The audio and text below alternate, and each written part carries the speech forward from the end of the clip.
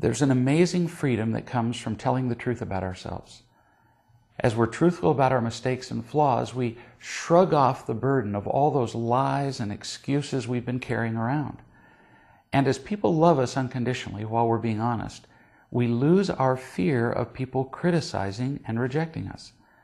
So your thoughts about being truthful with your ex-husband are probably good ones. So let's look at how that might go. No matter how much a mess he's made of his life, it's still a virtual certainty that he cares about what you think. He still feels bad about what happened during your marriage. People are good at heart, and they don't like it when they make mistakes. He feels bad that he hurt you and his children, and he blames himself for most of that, even if outwardly he might say unkind things about you. I don't know if he does, but even people who are blaming and attacking feel bad about their mistakes. In fact, they blame others because they feel bad. The blaming is done to defend themselves from the pain they feel because they feel bad.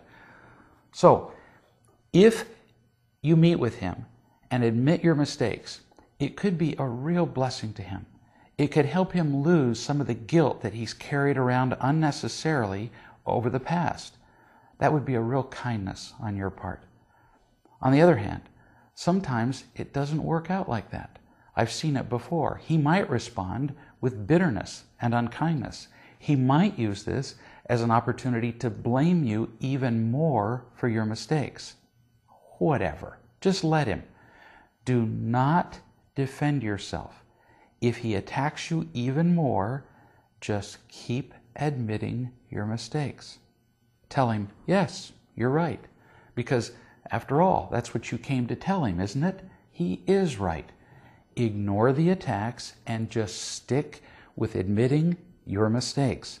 Remember that he's not telling you anything about you. He's telling you only that he is incapable of unconditionally loving you. Whether he accepts you or not, as you tell him the truth, you will feel free. You'll realize that during your marriage, you did the best you could with what you had.